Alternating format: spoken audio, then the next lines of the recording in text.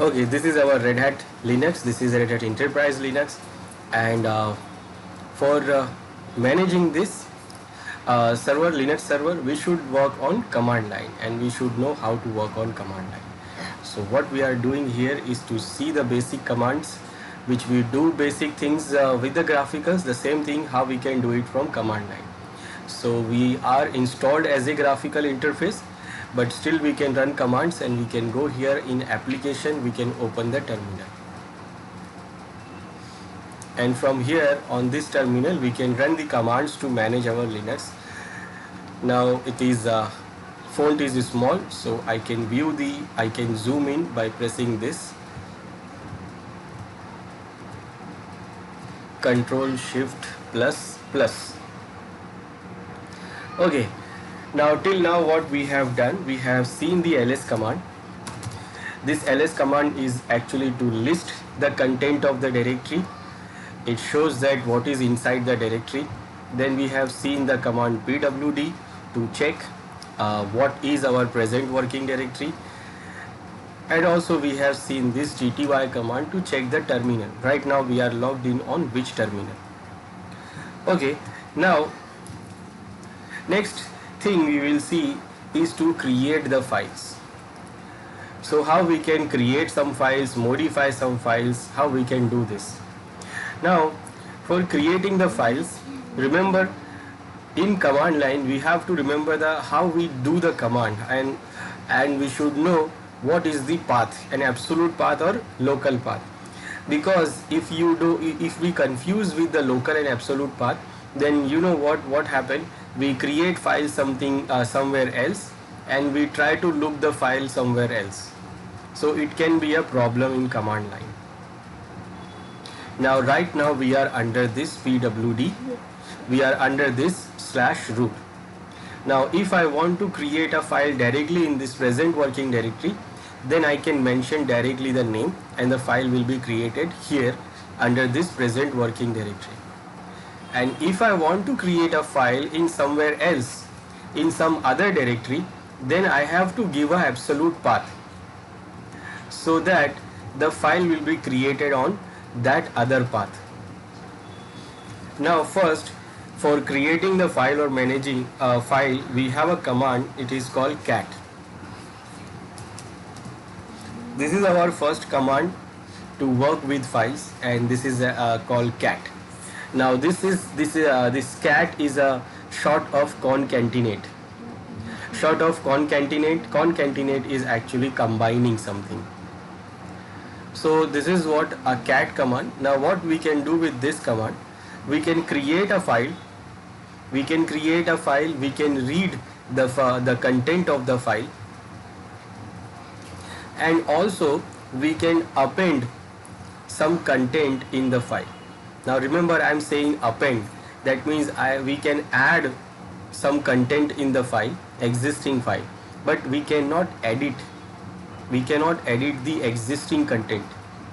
For example, if in the file we have 2 lines, so we can add 2 more lines in the file, but we cannot edit those 2 lines which is already there with using this. So basically it is not an editor, it is a command which we can use to create, read or append the file quickly from command line. So for example, if I want to create a file, so I will use cat command, then I will give this direction symbol, then I will mention where I want to create the file and what will be the file name. Now for example, I want to create file 1. This will be my name of the file. Now this name, I am mentioning the name. Now if I am mentioning directly the name only, that means what, the file is going to create under the present working directory, and the present working directory is this. So the file will be created under this present working directory. Now if I want to create this file somewhere else, then I have to give the absolute path. For example, I want to create the same file under the boot. There is a grub directory and I want to create the file there. So I have to give the absolute path. For example, /, under the / there is a boot directory.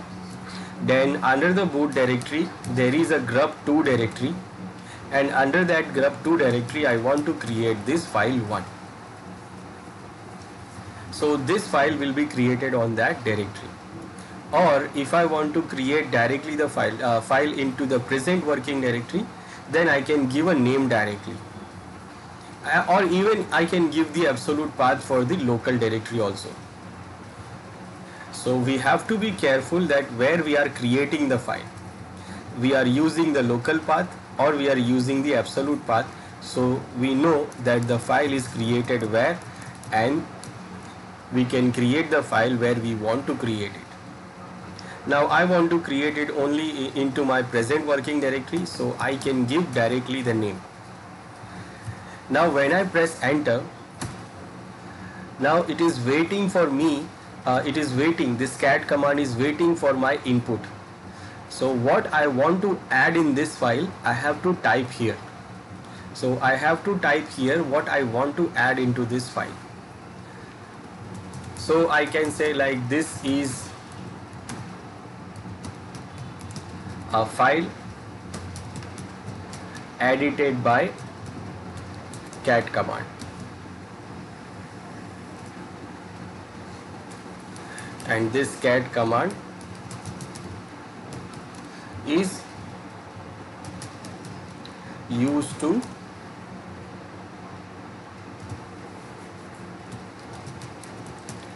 create, read and append files. So I am adding these lines here which I want to add it into the file. Then I press enter. Now when I am finished with this, like what I want to type, when I am finished with this, then for saving the file I will press Ctrl plus D. So I will press Ctrl D, and now the file is saved. Now where this file is created, it is created under the present working directory. I can check by using the ls command, and I can see this is the name of the file and this is what I have created. So by using this cat command, we created the file and also we added the content of the file. So for that, what we did, we use cat, then we use this greater than symbol, and then we use the name of the file. When we press enter, it asks what you want to add into the file. So you type line by line, and then after you finish, you press Ctrl D to save. So this is what we created. Now what else we can do with the cat command? We can read the content. Any file, whatever the file we have, we can read the content of the file. So we have created this file. So we want to see what is inside the file. So we can use the cat command, and then we can use the file name. Now remember, to mentioning the file name, you should know that where is the file. We have created the file under the present working directory, so I can directly give the name. Or if I have created the file somewhere else, or suppose there is a file in other directory and I want to read the content of that file, then I will give the absolute path to see that file. So cat and then the file name with the path. So remember, whenever you wanted to see any file or edit any file or create any file or something, you have to mention the file name including the path. This is, I am using the local path, I am mentioning the name directly, and when I press enter, it will dump the output, it will dump the content on this standard output. Standard output is our command terminal. So it is directly dump the output on the terminal, what is inside the file, and then come out, and we are come out in our command terminal. So the command is back. Now that means what? We cannot edit anything here. It is just showing you in read-only form. It is showing the content in read-only form. So whatever the file you want to see, you can see that you can see like this. You can use cat command, and then you can give the name of the file you want to see the content, and then it will show you the content directly on the terminal. So what we did created the file, we did read the file, but we cannot edit it but we can do append the file. That means we can add some lines here. Right now we are having these 3 lines, but we can add more lines into it, but we cannot edit these existing 3 lines.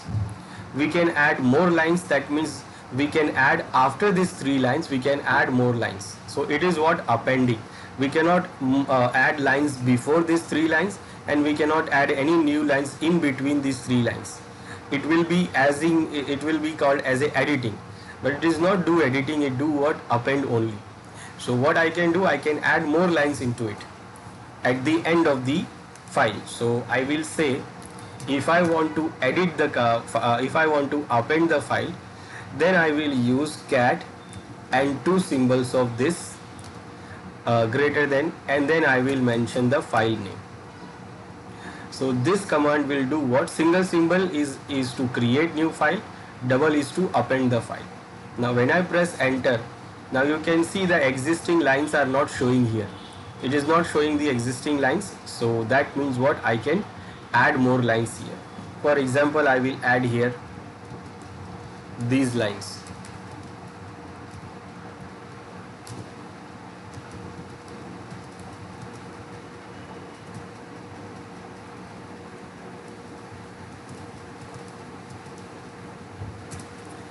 So these 3 lines I have added, and now I will do what? I will save by pressing Ctrl D. So what I did here, I added more lines into it, but I cannot, I have not added it. I have not edited the existing lines. Now I want to see what happens. So I will use the cat command, and then I will mention the file name to see that. And now we can see that these 3 lines were there, and now we have added these more 3 lines.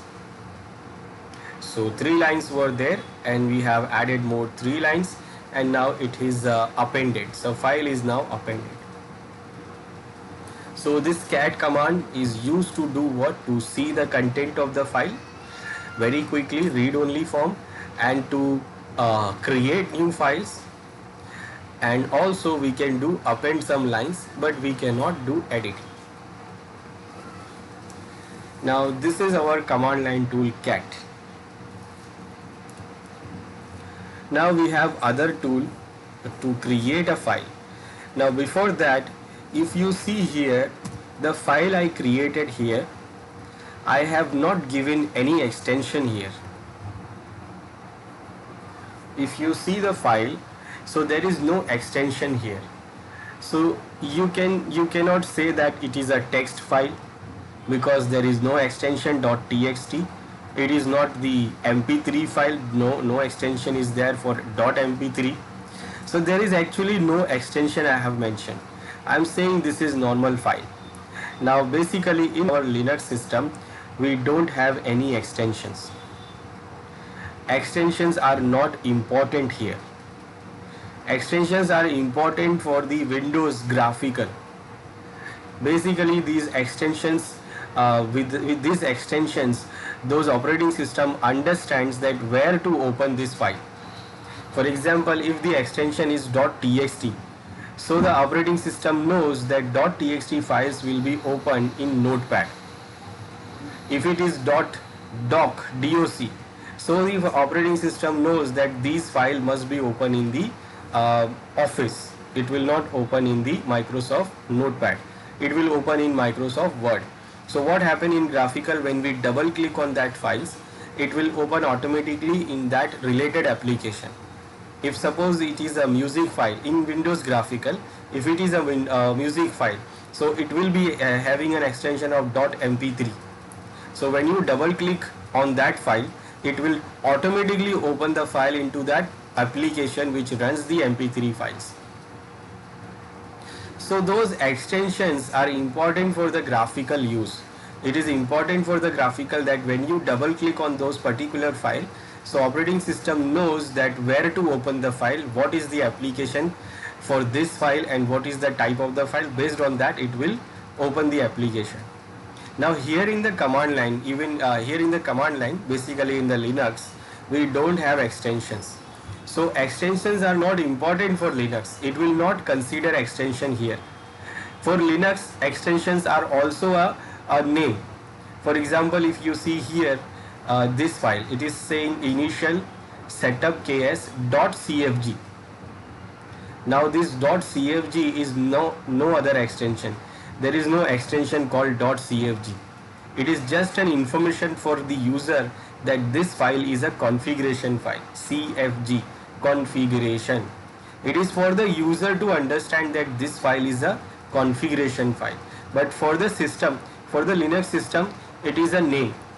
It is a name, initial setup ks and .cfg. It is a total name. It is not taking this .cfg as a extension. It is taking it as a name. So for Linux system, if I give this file name as a file1.txt, so for Linux system it is not important. It will not consider it as a notepad file. It will consider it as a file name. It will take it file1.txt, the whole thing as a name. It will not take .txt as a extension.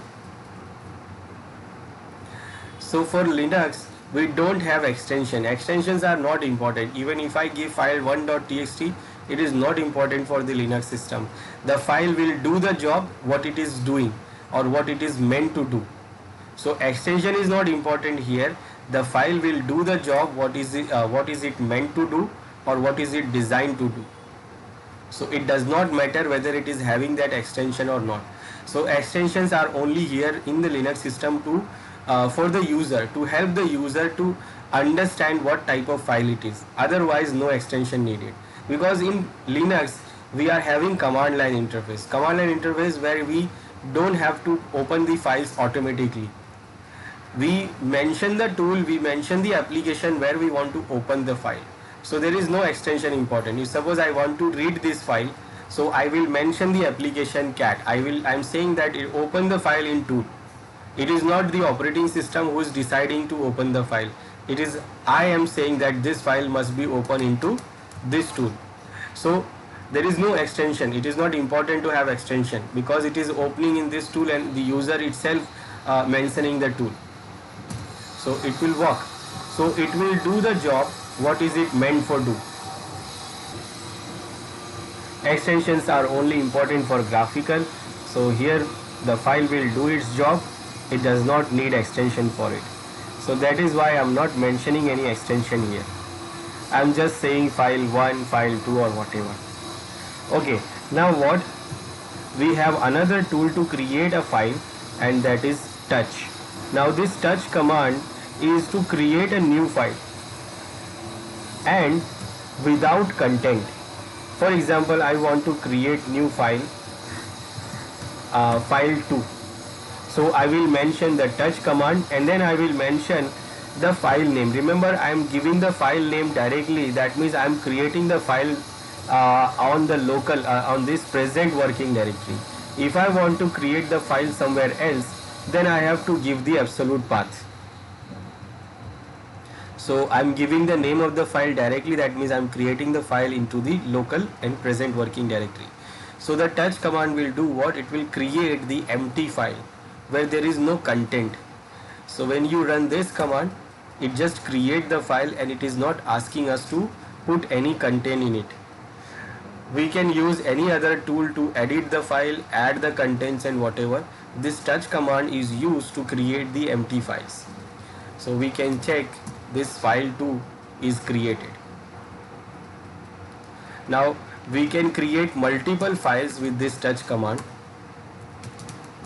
with a single command. For example, I want to create F1 space F2 space F3. Now remember, I am giving a space after every name. So when you give a space after every name, so in command line it is considered different values. Now if you don't give a space, then it will consider the same value for this name. Now when I give spaces, so it considers them as a different name. When I run this command, it will create 3 files at the same time. Now you see, when you give the ls command, we can see the 3 files are there, F1, F2 and then F3. Now we can see the properties. We can run ls-l command to see the attributes and we can see that these 3 files are empty. there are no content, we can see they are 0 bytes. These are not having any contents. This file 1 is having some contents here, but this file 2 is also not having any content, 0 byte. We created these files by using the touch command.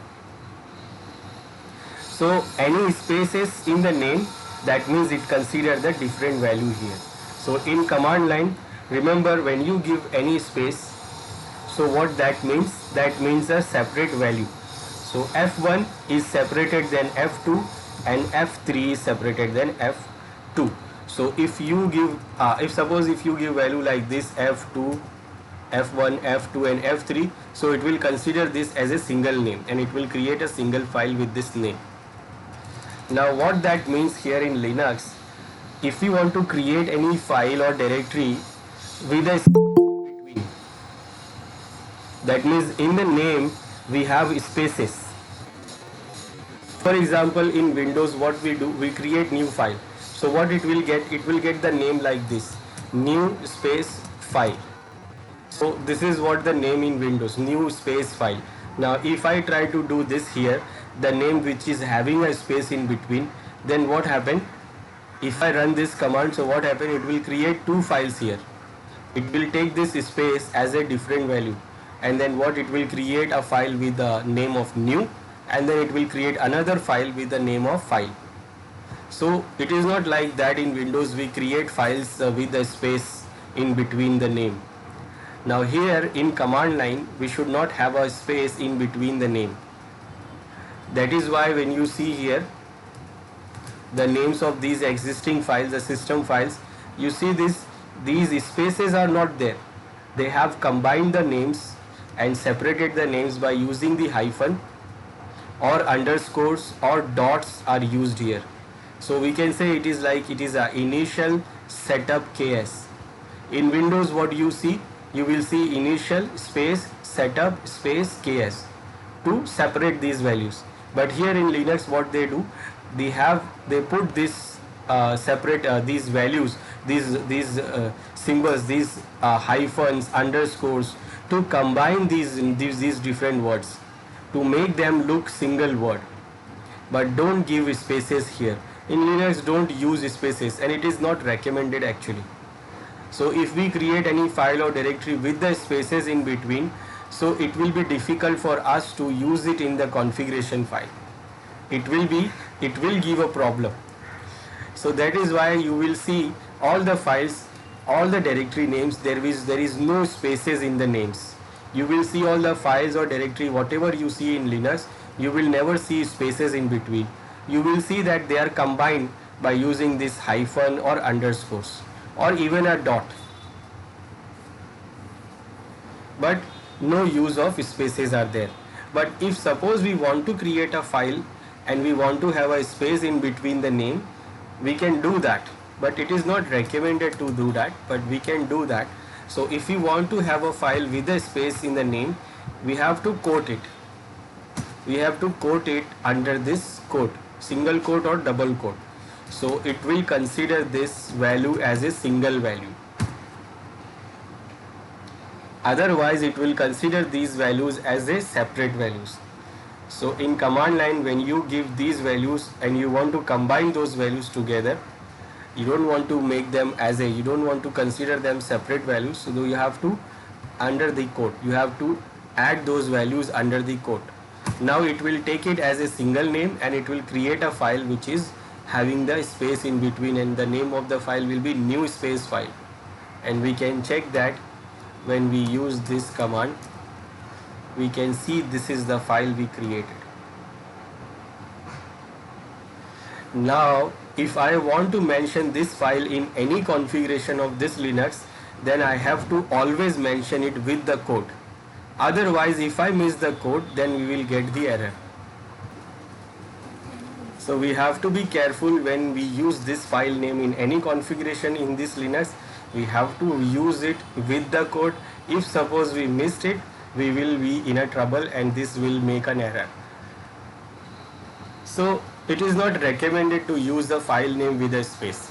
So always if you want to separate these new values like new file, then you will use these hyphens, underscores, dot, whatever.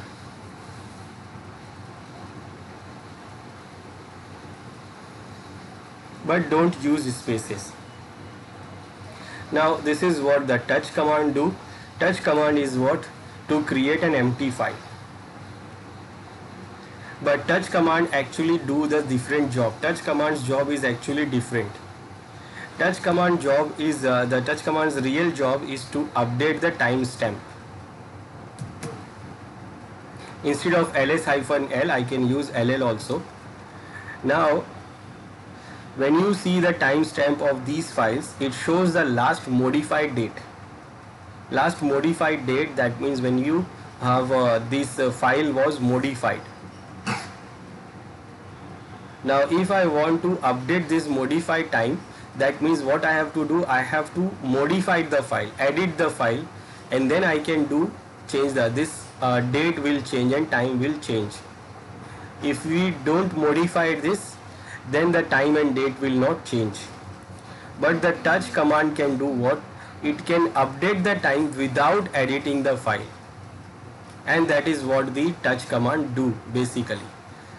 For example, when you see this here, for example, this initial setup file, this file is created or modified on July 9, 1659, and right now it is July 13 and 1721, the time is right now. Now this time will be updated here only when I updated this file or modified the file. I will modify the file, I will use cat command here, and what I will do, I will use two symbols, and then I will mention the name, and then what I will do, I will add a dot at the end of the line, or I will add the hash here, and then I'm not editing anything here, I'm just adding one line, one extra line with the hash, and then I will save it. That means it is actually modified. Now when you check the date, now it was saying 9 July 1649. Now when you check this, now it is saying it is 13 July 1722. This is the time of right now, but it is updated because I have modified the file. Now if I don't want to modify the file and still I want to update the time, then I can use touch command. For example, this Anaconda file, now this is also created on 9th July and the time was 1:23. Now I want to update this file, update the time stamp, but I don't want to modify the file. So I can use touch command. So I can use touch command, and then I will mention the file name which I want to update the timestamp. Now what it do here? Now you see the timestamp is updated. It is now saying July 13 and 1723. It is not because we have modified the file, it is because we have used the touch command. So what it do, touch command actually updates the timestamp. So when we use the touch command with the existing file name, remember when we use the existing name of the file, then what it do, it updates the time of that file. But if you use a new name, like we use a new name like F1, F2, F3, file 1, file 2, the file name that is not existing, the file name is not there, the file is not there. So what it do here, it wants to update the time, so it do what, it creates the empty file for the time. So when you use a new name, it will create the file with the timestamp, and if you use the existing name, then it will only update the time. It will not modify the file, it will not edit anything in the file, it will just modify the time. So this is what the touch command. Now again, it is not an editor. So if you want to have an editor and you want to edit the files, just like you have in Windows, we have a notepad. In Windows we have a notepad where we can do what? We can open files, read file, edit file, modify files. So here also we can do that, and we have a tool in the command line tool, we have VI.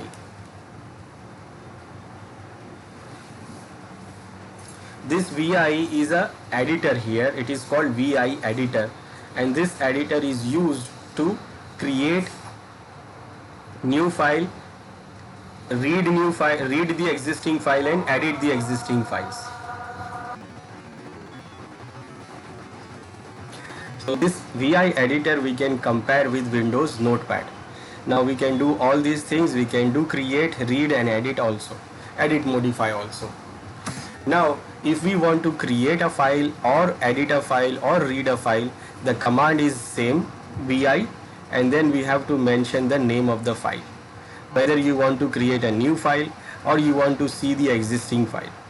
You want to read existing file, you want to create or modify the existing file, or you want to create a new file, the command is same, VI, and then you will mention the file name. So for example, I want to create a new file, so I will use VI and then I will mention the file name. So I will mention file 3.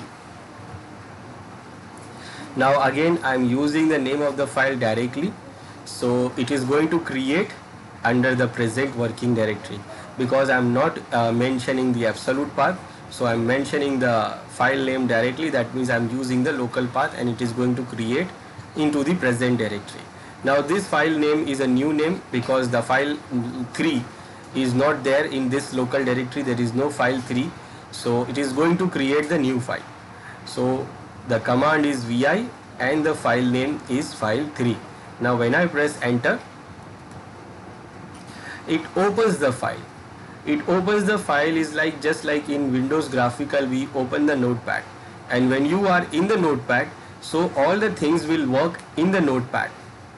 Now what here, when you open the VI, when you run the VI command, so you are in the VI command now, in the VI tool. So now here VI editor's command will work. Here Windows, these Linux commands will not work. Here only the commands works which is VI editor commands. So now we are under the VI editor tool and all the commands of VI editor will work now. Now what it is showing here is that this is file 3 and this is what, new file. This is the name of the file and this is a new file. So if it is an existing file, then it will show the content of those files. Right now there is no content here. If you see this symbol means it is actually the empty line. Now empty line, that means it is not an empty line, it is actually null. Nothing is there. And we can edit now because it is a new file. Now this VI editor, when you are in the VI editor, so VI editor commands will work. Now this VI editor is having multiple options, multiple commands here, and it is having actually a lots of things. You can even have a whole book for it, VI editor. Now what we have here is no line here, no line is here, no content is here. Now in VI editor, when you open the VI editor, there are 3 important modes are there. In VI editor we have 3 important modes. There are many other modes, but there are 3 important modes are there. The first mode is a command mode. So whenever you open the VI editor, whenever you open any file with VI editor, so it is under the command mode by default. So whenever the VI editor opens, it will remain in command mode. Now command mode means here we can run the commands, but we cannot type, we cannot add any content here. Here we can run the commands of VI editor to use the VI editor to do multiple things, but we can't edit any content here, we can't add any content here. If you try to add some, you try to press some keys here from the keyboard, it will not do anything because it is only accepting the commands here. So if you want to add the content or you want to edit the content which is already there, so you have to go to the next mode. So after the command mode, the next mode is what? Insert mode. In the insert mode, we can add all the contents whatever we want. So if we want to add a content or you want to edit the content, then we have to go to insert mode. By default mode is command mode, where we can only run some commands. So right now it is a command mode. For example, I want to go to the insert mode, so I have to run a command to go to insert mode, and the command is this insert key. In the keyboard we have a insert key. So if you press the insert key, this is a command here, and when you run that insert key, you press the insert key, your VI editor will go into insert mode. And insert mode means now we can add the content. Now when you type anything here, it is going to add into the file.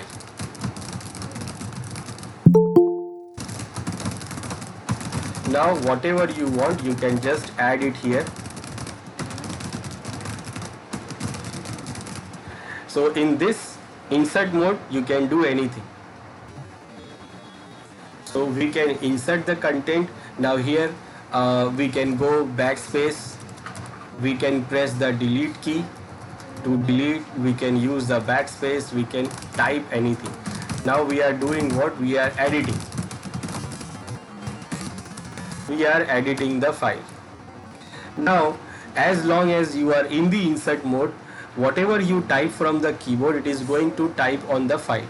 It is going to add it into the file. Now, here you can't run any command. Here you have to just add the content. Now, one more thing, the mouse is not there. This is a command line tool. We can see the mouse here because we are running the commands from the sudo terminal. So this sudo terminal will allow us to select these lines, and we can right click and copy also, but that is what the sudo terminal's option. This is not available in the command prompt. So in a command prompt, in the command line terminal, when you open this VI editor, you will not see any mouse. Now how you will go to other lines? You have to move your cursor. This is your cursor insertion point, and you have to move it through the arrow keys in your keyboard. So in the arrow keys, your keyboard, you will move these cursor from up, down, right, left, wherever you want. You can move it, and you can move it by using this arrow key. So there is no mouse. You have to use your arrow key to move this cursor from one place to other place. So if I want to edit something here in this line, so I will move my cursor to that line, and then I will add something.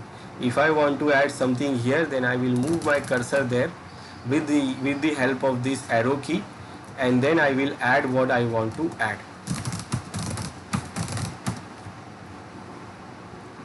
So this is what the insert mode. Now if you want to get out of this insert mode, or there are other modes also, and if you want to go out of any mode in this VI editor, we will press the escape key from the keyboard. So when you press the escape key from the keyboard, you will out of the insert mode, and even if you are in other mode, it will come out from that mode. Now when it come out from that mode or any mode, it will go back to the command mode, because that is the default mode. So whenever we come out of any mode, we will be in the command mode.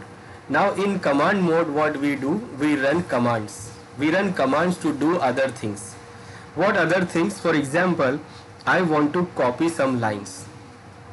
So if I want to copy some line, for example, I want to copy this line.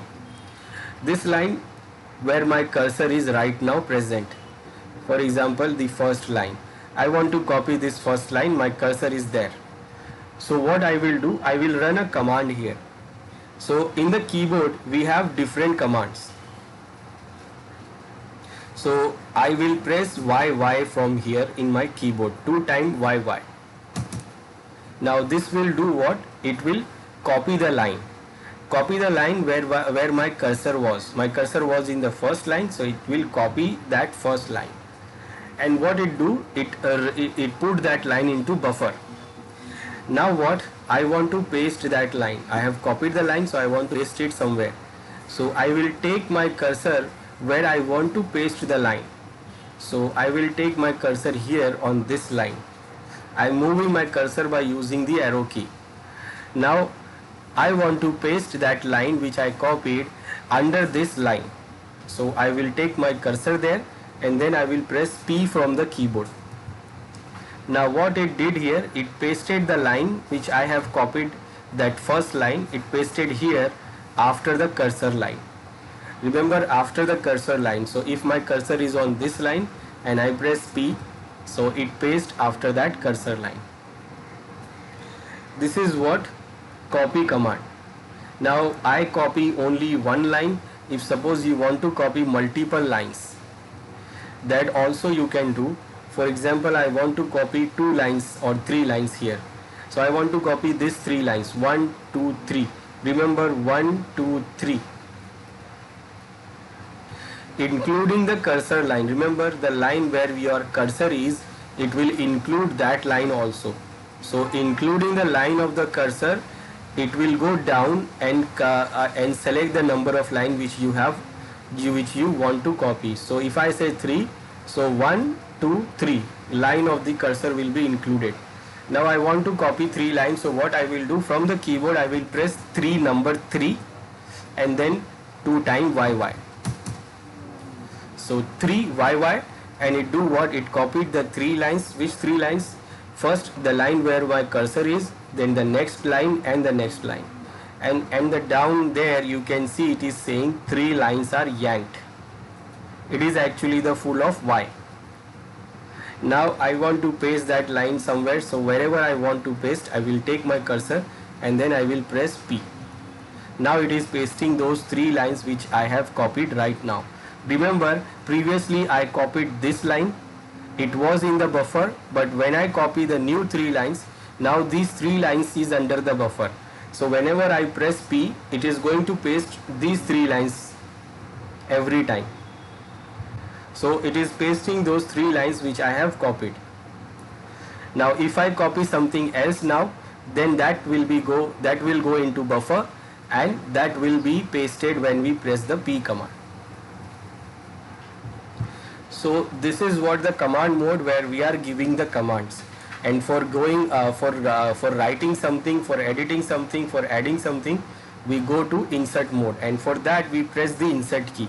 Now suppose if there is no insert key in your keyboard, so what you can do, you can give a command I. We have a command I also to go to insert mode. So from the keyboard we can press I, and that will also take you to the insert mode. So this I is also a command. So when you are in the command mode and you press the I command, I from the keyboard, then it will take you to the insert mode. Now when you are in insert mode, then whatever you press, it is going to type. Whether you press I, YY, 3YY, it is going to add it into the file. So if you want to run commands, then you have to go out of the insert mode. So for that you will press escape key. Now we have other commands also in command mode. To go to insert mode also we have other commands. For example, my cursor is on this Q, and when I press I, it goes into insert mode directly. My cursor is on the exact place, like on the same line, on the same character. But if I press shift plus I, now see my cursor is on I, this I, or I'll go to this Q. My cursor is on this Q, and when I press shift plus I, now what it do here, it go to insert mode, but it go to the beginning of the line. My cursor will go to beginning of the line, and I'll go to insert mode. Now my cursor is on Q, and if I press A from my keyboard, so you see it also going, it is also taking me to the insert mode, but it is taking me one character ahead. My cursor was on Q, now it is on O, and I am in the insert mode, and I can add anything here. So when I press A, shift I, what it do, it take me to the insert mode in the beginning of the line. When I press A, it will take me to the insert mode one character ahead.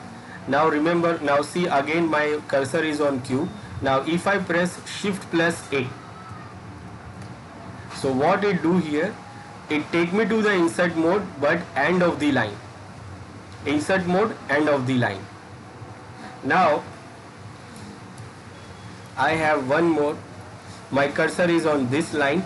Now if I press O, then what it do here, it take me to the insert mode, and also it create the new line under the cursor line. My cursor was in this line. Now what it did here, it created the new line under this cursor line. Now here we are under the insert mode, so we can add something here. This is what O. Now if I press Shift O, my cursor is on this line, and if I press Shift O, so it creates the new line over the cursor line. Over the cursor line, it creates a new line and take me to the insert mode where I can add something. So all of these are commands which we run in the command mode to go to insert mode, and also we have seen how we can copy some line, and also we have seen how we can paste the line. So whenever we copy something, it will remain under the buffer, and as many as time we press the P command, it will paste the line which is under the buffer. Now if suppose I want to delete some line, so for deleting the line, I will take my cursor to that line which I want to delete, and then my cursor is on this line, and then I will press DD 2 times, and it deletes that line. That deletes the single line where my cursor is. Now if you want to delete multiple lines, so suppose I want to delete 3 lines, I want to delete these 3 lines, 1 2 3, 1 2 3. So I will take my cursor of the beginning of the line, like this line which I want to delete, and I want to delete under that line, I want to delete 3 lines, 1 2 3, including the line of the cursor. So I will press 3 DD. So it deleted 3 lines from the cursor. From the cursor, that means where our cursor is. So from the cursor, it deletes the next 3 lines, including the cursor, line of the cursor. So DD will delete the single line, and number of the line you want to delete, you press the number, whatever the number you want. You want 3 lines, you want 4 lines, you want 10 lines, you want 100 lines to be deleted.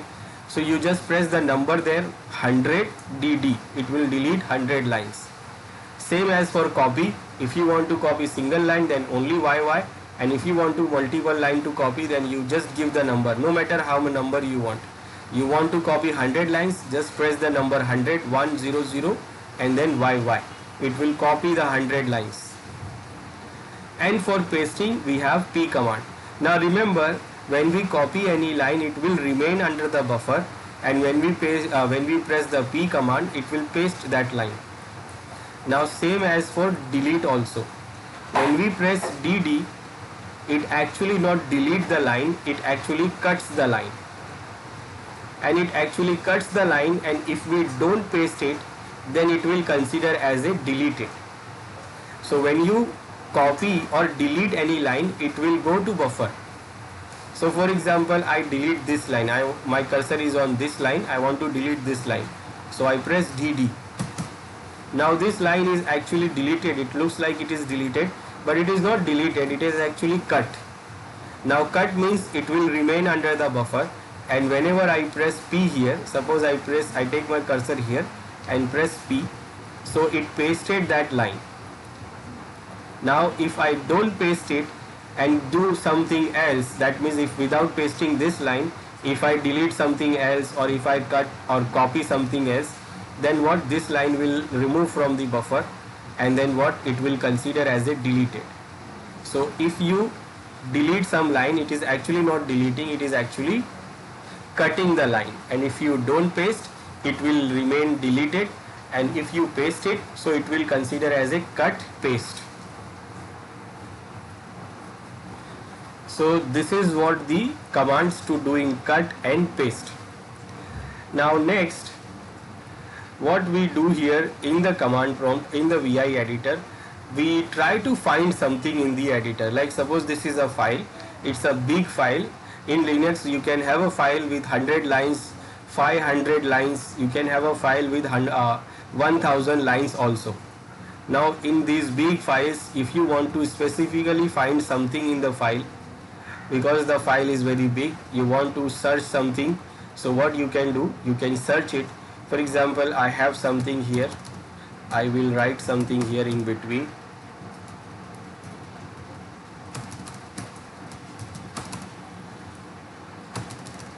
So in my file there is some words here.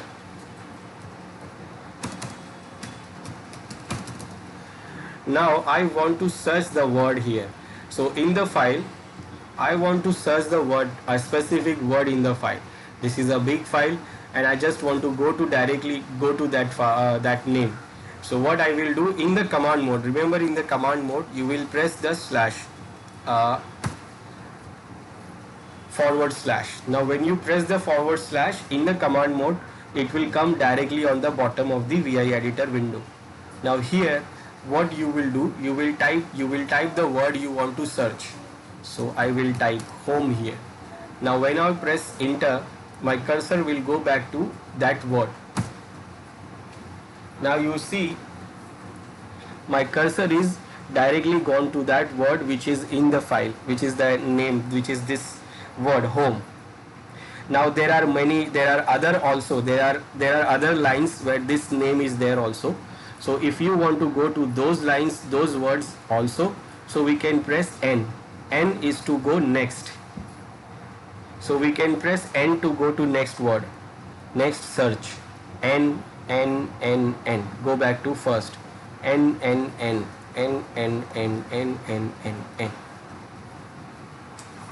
So this is what searching. So we can do the searching also. Now we want to replace something. So what we can do, suppose for example my cursor is on this Q, this character Q. I want to replace this character with some other word, other character. So I will press R from my keyboard. Now this R for replace, nothing happens when you press R. Now I will change that Q to A. Now you can see that Q is now changed to A. So we can do one time replace by pressing the R key. So whatever you want to replace, you just take your cursor there, press R and then replace with the other word, other character. So single R is for replacing the single character one time. But if you want to replace the whole word, the whole line, a paragraph or whatever, then we can go to the replace mode. We can directly go to the replace mode and replace everything. So what we can do, we can press Shift plus R. Now remember, when I press Shift plus R, now we are under the replace mode. Now here whatever you type, it is going to be replaced. For example, I will take my cursor to this and then I will replace this with 44444. I want to take my cursor to this, I want to replace it with 88888. So you can move your cursor with the arrow and go to any word and then you can just replace it with something else. G. So this is what the replace mode. Now if you want to come out of this replace mode, then you can press the escape key again and you will be out of this escape mode. Now when you replace mode, now when you are out of replace mode, again you will go back to the command mode where we can give the commands.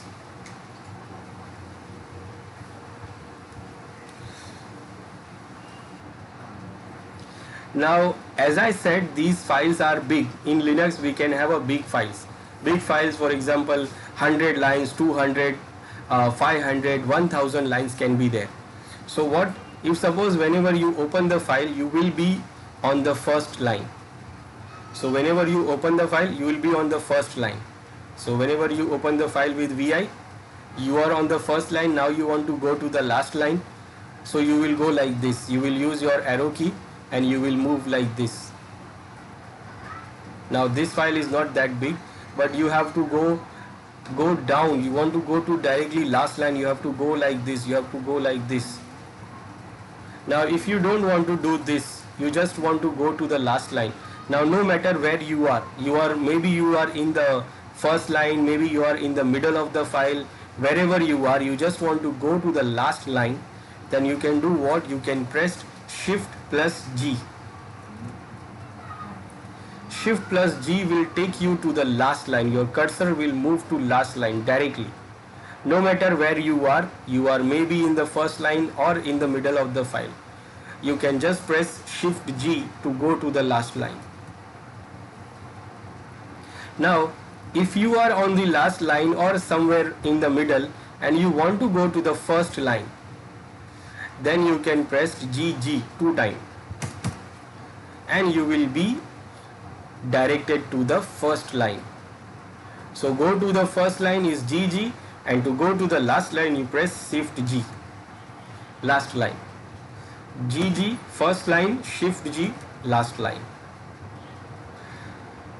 Okay, now we know that what we do, basically what we do for editing the file. We should know how to open the file. We know we use the VI command to open the file. Then we should know how to modify the file, like we can edit the content. We can go to insert mode, edit the content. We can use normal keys like delete, backspace, adding and whatever. Now if you want to copy something, if you want to copy the line, then we know how to copy this. So in VI editor we use YY to copy multiple lines, number and YY. Then for deleting the lines we can press DD and delete the line, single line, multiple lines we can use number and DD. And for pasting the lines we can use P. Whether we copy the line, whether we delete the line, we can paste those lines. They will remain in the buffer by using the P command. We know how to search the some words in the file. We know how to move from first line to last line to first line. Now what? We should know that how to undo. Now suppose we do something or we edit something, but we feel like this is not right and we should remove these things. We should do undo. So for doing the undo we have U. So from the keyboard we press U. U is to do undo, and we can do undo till the last save. Now everything is gone, and what is it saying? It is saying already at the oldest change. Now what? Everything is gone here because the file was empty when we created, when we started. So it was actually the new file and we have not saved anything till now. So what happened? It removes all the things. So it actually go back till what we have saved last time. We have not saved anything, so it goes everything out. Now this is what the undo. Undo we use U, but suppose we feel that that thing which we have edited was right and we want to do the redo now. So for doing the redo we will press Ctrl plus R and we can go back to the last change, the latest change. And now you can see it is saying this is already a newest change. So this is what the redo. Now remember redo, what key we press? Ctrl R. Remember Shift R is for going to the replace mode and Ctrl R is to do the redo. So for undo U and for redo R, Ctrl R. Now we have not saved anything. So for saving the file and doing some other command, we go to the third mode, which is important mode. It is called execute mode. Now the execute mode starts when we give colon in command mode. So in the command mode, when you press the colon, so colon means it will show here at the bottom of the file, at the bottom of the window. Now this colon, after the colon, whatever the command we give, it is considered as a execute mode command. Now for example, I want to save the file. Whatever I have did, whatever the changes I have did, now I want to save it. So what I will do, I will use colon W to save the file content. Now what it is doing here, it is saying this file 3 which was new, now it is written. What it is written here, what is it saved? 19 lines and 627 characters. It is written into the file. Now the content is saved. But still we are under the file. We have not come out of the file. Now we want to go out. We want to go to our Linux terminal where we can run some commands. So if you want to go out, then we can press Control colon Q. It is quit. It is quit to exit the VI editor. And when we press colon Q, we are exit from here and we are back to our Linux terminal. So if I want to open the file again, if I want to read the file, if I want to edit the file, same command will work, VI and the file name. Now this time, this is not a new file, it is already created and it is having some content. So it is already created and now it is having some content which we can see here. Now if I want to edit the file, so how I can edit? I can just press I to go to insert mode, and then whatever I want I can edit here. I can edit, I can replace, I can modify, whatever I want I can do. Then I will press escape to come out from the insert mode and go back to the command mode. Now to go to the last line, what we did, we pressed shift plus G. To go to first line we press GG. Now if suppose I want to go to some specific line, this file contains total number of 19 lines. I want to go to some specific line. I want to go to line number 12. I don't know where is the line number 12. I want to go to line number 12. So what I'll do, I will press colon and number of that line. Line number I want to go. I want to go to number 12. It will take my cursor to line number 12. Now this we do what? Because suppose sometime what happens, we need to configure something, and for that we have to open the configuration file. Now configuration file is what is about 500 lines, and I have to configure on line number 325. So how I can do that? I will count the line from the beginning. 1, 2, 3, 4, 5, 6, 7, 8, 9, 10, 11, 12, 100, 150, and then I forgot the line number. I missed the line. Now what? I have to do the count again. So that is not okay. And for that what we do? We can use this command colon and then number of the line to go directly to the line. So we'll go colon, whatever the line I want to go to line number 10. So I will mention 10, enter. My cursor will directly go to line number 10.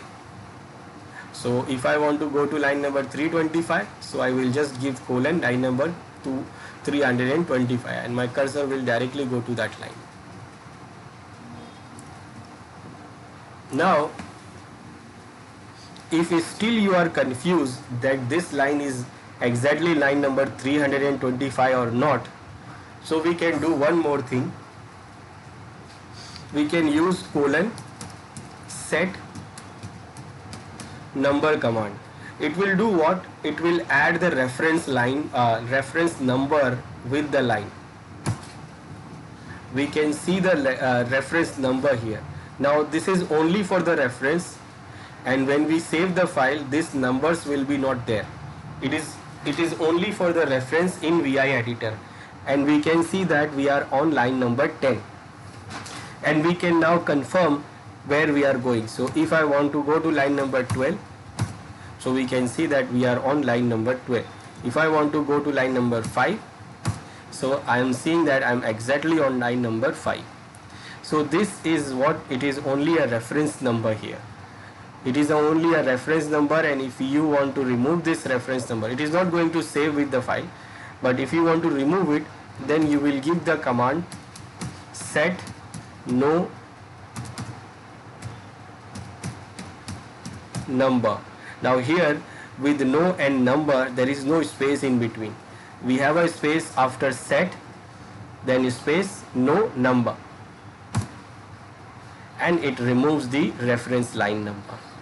We can also use the short of this. We can say SENU to set the number, and to remove the number we can use SE NONU, no number. Now we know how we can work with the VI editor. We know how to open the file with VI, how to edit the file with going into the insert mode. We know how to copy the line. We know how to delete the line, cut the line and paste the line. Then we know how to replace some characters or the whole word or the whole line. We know how to search some line. We know how to go from first line to last line to first line, and also we know how we can go to some specific line number. Then we know how we can save it. So for saving the file we use this W command. Now if you want to save and exit both at the same time, then you will give :Q WQ. This will do what? It will save the file and exit from the file. Save and quit, write and quit. So for save and quit, what we use, I am opening the file again. So for save and quit, we use :WQ. And for only exit, we press Q to come out from the file. Now remember, only exit, only quit will not work in case you have not saved the file. For example, I will edit something here. I am editing something here. Now remember, the things which I am adding here in this line, it is not saved. Now if I want to exit, I say :Q, so it will not allow me to exit. It says you can't allow exit because the words are not saved. Now what you can do? Now for example, the changes which we have did here, we don't know. Now suppose there is a configuration file, we open the configuration file, we did lots of changes there, but suddenly or mistakenly I did something I don't know and I don't remember what I did change. So I don't know what changes I did and I just want to get out of the file without saving it, because I don't know what the changes I have did, or maybe I don't want to save the changes which I have did, and even I don't remember where the changes are. So I just want to exit the file without saving the changes. Now it will not allow me to exit because the changes are not saved. So when I try to exit, it says the changes are not saved. Now you have to save the changes. Now in this case, what I will do, use the Q command with the exclamatory sign. In this, what it do here, it will quit, and it will quit forcefully. Now when it quit forcefully, the changes what we have done after saving the file, remember the changes which is not saved, that changes will be removed. For example, this thing which I have added here, it is not saved. So after when I quit forcefully, these changes will be removed. So if we want to exit the file without saving it, then we will use this :Q exclamatory sign, and it will exit the file, it will quit the file, but the changes will not save. As you see, the changes which I did here, it is not showing again because it was not saved. Now sometime we have to do save and quit forcefully also. Now why we do need to do this? So sometime what happened, if the file is read only, then what, it is not allow you to write also. So it won't allow you to write and quit. Then in that case, what we do save quit forcefully. Now you will say, if the file is read only, then how you can write the content, how you can change something, because the file is read only. Now read only means it is not having a permission for the user. So if suppose there is no permission, you can't do this also. You can't do it forcefully. You can't write it forcefully. It is not possible. But if suppose we are logged in as a root and we want to edit something in the file, and file is saying me that this is read only file. Now it is not like root is having no permission on the file. It is because the file is used. If the file is actually using by some services or system, then it will give you error of read only.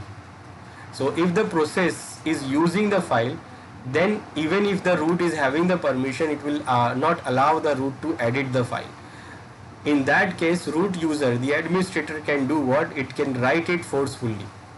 Not normal users, but root user can do what? It can write it forcefully and write it and exit.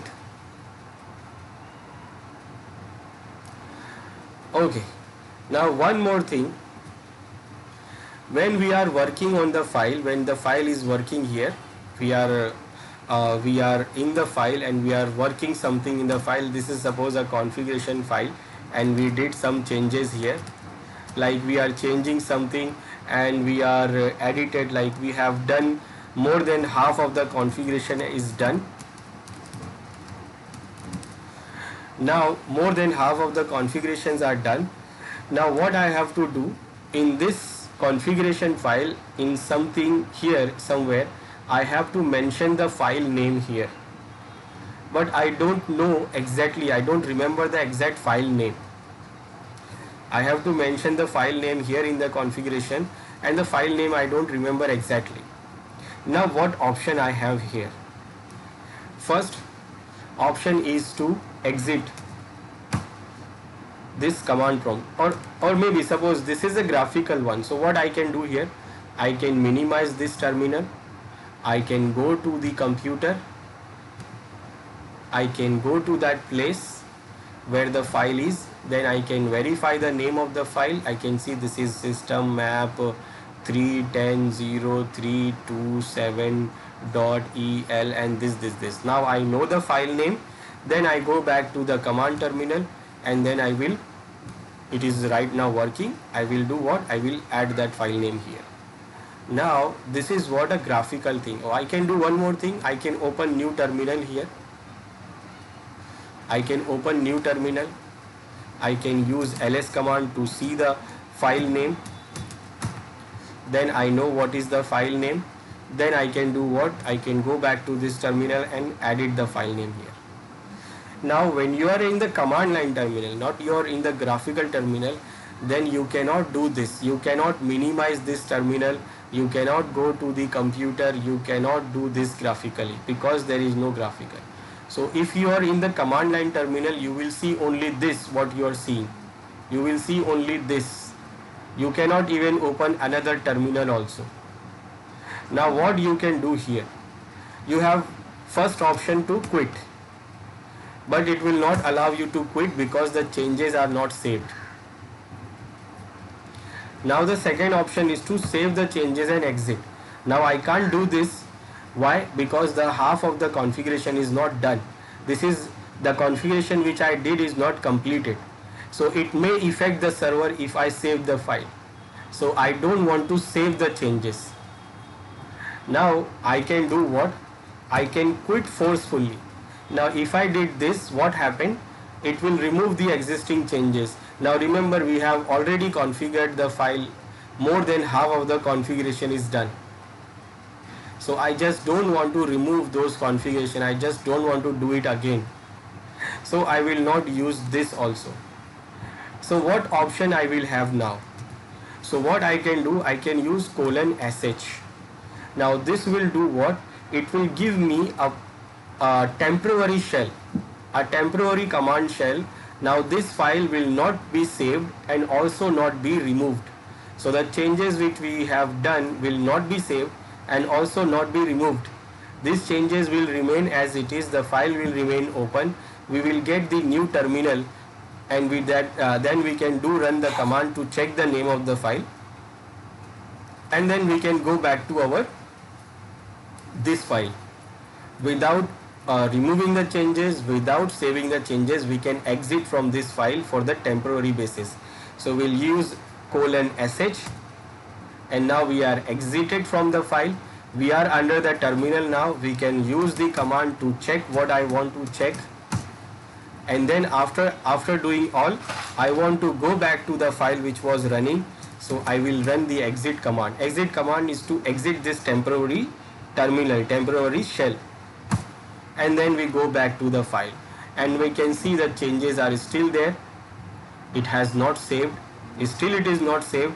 If I try to use it to quit, still it is saying you are not saved. So it is still not saved. But still we are in what? We are in the file without removing the changes. So this is what this :sh do. It gives us the terminal temporary shell. Now remember, these changes which we have done here is not saved. So if we want to do one more thing, there is one more command we have.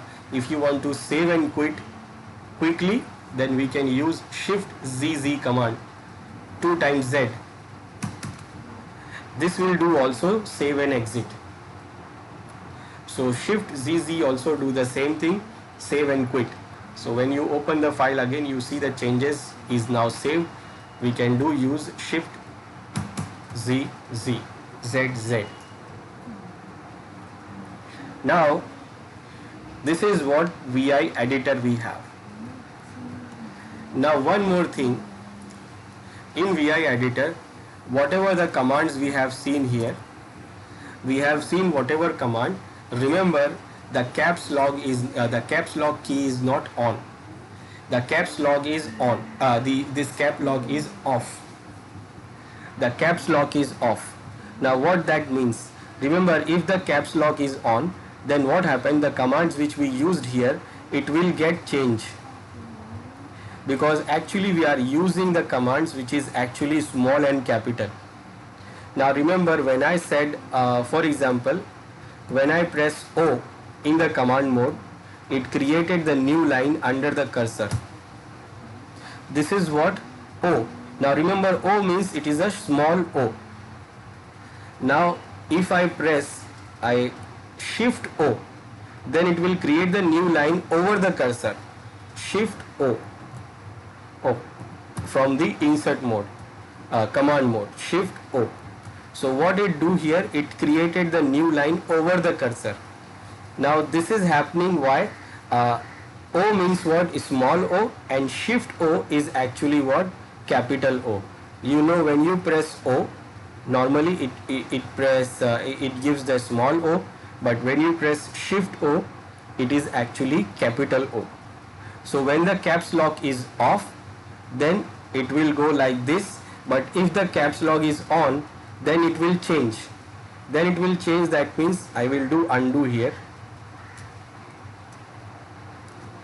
Now if the caps lock is on, now I am enabling the caps lock. Now remember, when I press now O, that means it will directly press capital O. So what it will do, instead of creating new line under the cursor, it will create the new line over the cursor.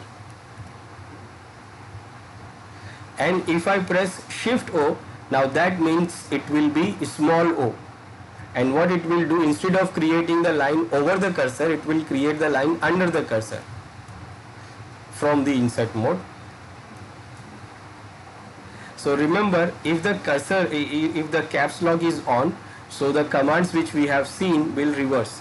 Like for example, if I want to go to the last line, so what I did, I pressed Shift G, but now I don't have to press Shift G, I can press only G. I go to the last line, and to go to the first line we press G, but that was a small g. So here I have to press Shift G to go to the first line. So whatever the command we use with Shift key is actually the capital words, capital characters, and whatever the commands we use normally, it is actually the small characters. So remember, small and capital is also there because the Linux is case sensitive. So whatever the command you run with the Shift command or Shift key, it is actually the capital characters. So this is the VI editor. Now VI editor is the very basic tool from the GNU, so it will be available with every Linux environment, every Linux distribution, whether you are having the graphical or not. But we are having an advanced version of VI also. It is called VIM. It is an advanced version of VI which we can use. Now if we install the minimum version of this Linux, then the VIM will not be there. you have to install it again. That tool is, that application, that tool is not installed by default with the minimum installation. So if you want, then you have to install it also. But with the graphical, the VIM will be there. Now VIM is actually the modified version of this VI. All the commands we have seen with this VI will work with the same with VIM. Everything will be same. Suppose I want to open this file, so I will use V instead of VI, I will use VIM. VIM is a VI modified. It is actually VI improved. VI improved. So I want to open this file 3 with this VIM. So I can open this like this. Whatever the command we have used, Shift G to go to last line, GG to go to first line, DD to delete the line, YY to copy the line, and P to paste the line. So everything is same, everything. And colon Q to quit, and colon WQ to save and quit. So everything is same, but this VI is VIM is VI improved. If I give only VI command here, it shows me what is it, the version of the VI. It is showing that VIM. VIM is actually VI improved. This is the version, this is the basic thing for VI. So VIM is actually what VI improved. Now what is improvement we have here? It actually give you the support. Support, for example, for normal file they look same. We open this file with VIM, it is same like we open it with the VI. Same. But you will see the difference when you open the file with you will open the configuration files. Then you will see the difference. For example, I will open one file with VI. This is the file. This is a configuration file under etc, and I'm opening the file with VI. Now you see this is the file and this is open with VI. No changes, normal file. Okay. Now I will open the same file with VIM. Now you will see the changes. Now what we are seeing here is the configuration values are in different colors. This configuration value is in different color, this is in different color, this is our different color, these are all in different colors. So actually it shows in configuration files, it shows the different configuration values in different colors. What is the benefit of it? The benefit is to make sure that you are giving the right configuration values. If suppose you are not giving the right configuration values, if suppose you are having a spelling mistake, you are giving a spelling mistake, you are instead of typing this halt, you are giving a spelling mistake here, missing the L here. So what it will do, it will not come up with this color. It will remain black without any color. Black if it is a background is white, and white if the background is black. So it will remain without color. Now until you give the right value, it will not come up with that color. So you can easily understand that you are making some mistake here, you are making a spelling mistake, or you are giving a wrong value there, because it is not coming into the color, it is not going into color. So if it is not going in the color, that means you are making some mistake. So it is a help for the user, it is a help for the administrator to make a right configuration. Now this is not available in VI. So if you open this file with VI, you will see no colors. Now you have to make sure that you are giving the right configuration values by you itself, like you will not get any help from VI. This is the improved version, this is the improved thing. Then one more thing with VI we can do is to encrypt the file with password key. We can encrypt the file to secure, but we can't decrypt it. Once you encrypt it, you have to always use the password to unlock the file, but that feature is also not available in VI. So for example, I want to encrypt some file, so I will use VIM-X, and then I will use the file name. For example, I want to encrypt this file 2. Now first it is asking me to have an encryption key. I will give 1, 2, 3. and then again 1 2 3.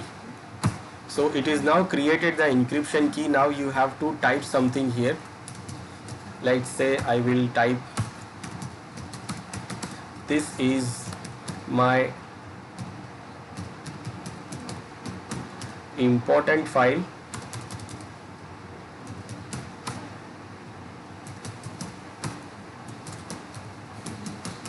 secure by VIM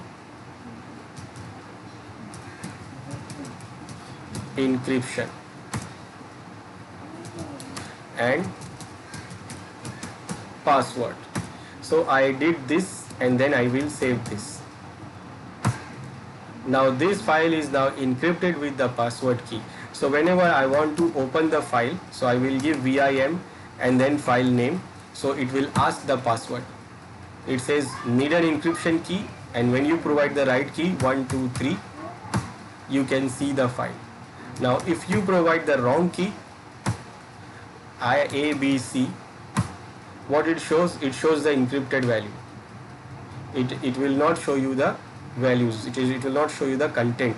But remember, if the user has a permission, then it can modify this, and if the user modify any value here, then the encryption will be corrupted and it will not be recovered. Now if I try to open the file with VI, now remember VI does not have this feature, so even it is not asking the password also, it is directly showing the encrypted value, and it is showing here that this is VIM crypt. It is encrypted by VIM. So it is not even asking the password here. It is directly showing you the encrypted value. But when you open it with VIM, it will ask the password. If you give the right value, right password key, you will see the file. If you give the wrong password, you will not see the content. So this is what we have with VIM. This is improved, VI improved. So this is what the editor we have. So we have seen how to create the files. We use the cat command. Cat command do what? It creates, read and append the file but cannot edit. We use touch command. Touch command do also create the files but empty files. Then we have the VI editor. VI editor we can use to do anything. We can do all the things. But we have VIM also. VIM is an improved version of VI, where we can get some help of the color coding, and also we can do some extra thing like we can encrypt the file with the password. Now to read more about the VI, we have this command VIM tutor. Now this command will open the tutorial for VIM, and it will show you the complete tutorial where you can read more about the VI. When you enter the command, you will see the tutorial here. It says welcome to the VIM tutorial, and you have this. You can read all of these. You can see how it works and what are the options we have. You can read it all. It has different lessons here.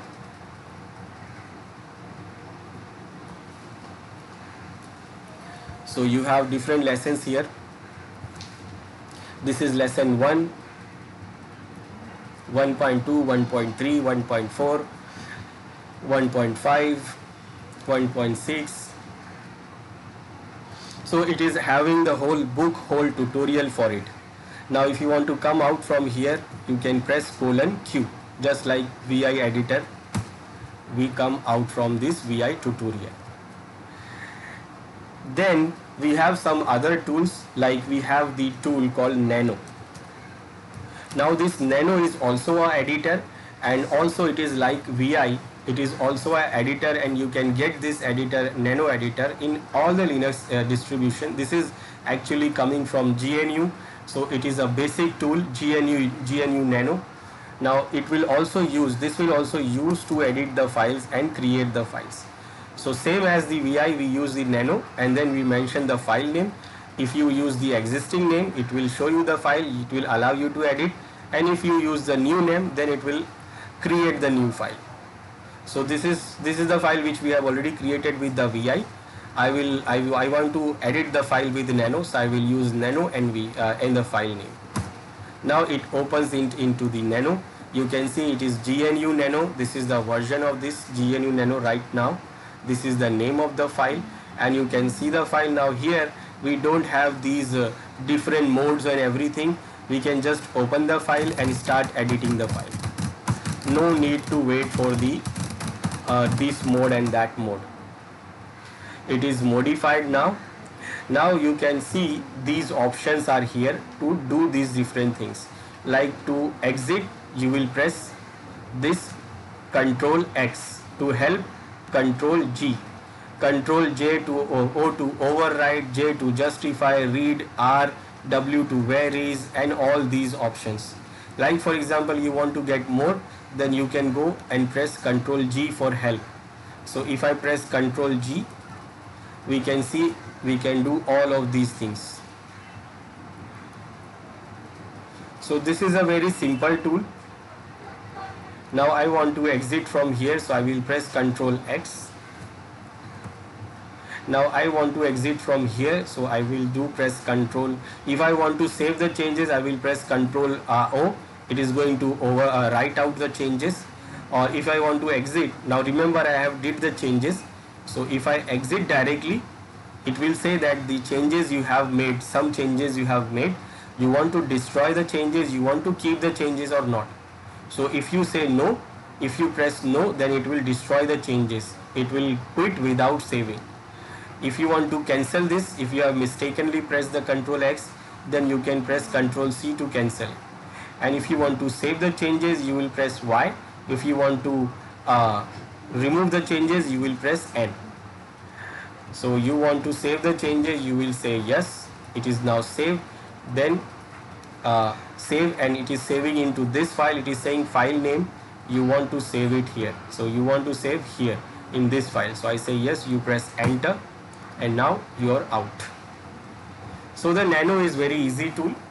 You can use Nano also to edit and modify file and create the files. Now because we are having the graphical, so in a graphical also we are having the tool to modify or edit or create the file. It is called gedit. Gedit is actually the default tool for the editing of these files. If you double click any of the file in the graphical, it will open the file into this gedit. It is gedit. We can use this gedit from command also. Now here this is graphical tool. You can select, you can use the mouse, you can do cut, copy, paste, whatever you want. You can do multiple things. So you have all the options available here. This is a graphical tool, gedit. You can open this by using the command also. You can use gedit command and the file name.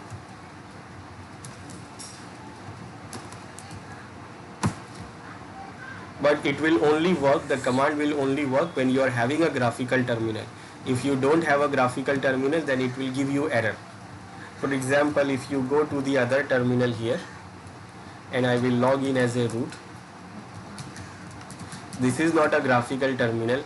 If I use gedit here, now it will work because the command is there, but it will not display anything because it is a command line terminal. But we can use cat, we can use touch, we can use VI, we can use VIM, we can use Nano, we can use all these tools here in command line terminal because they are command line tool.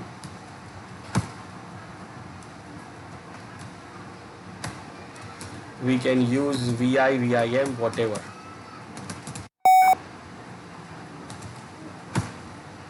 Everything is there, it will work here because these are command line tools.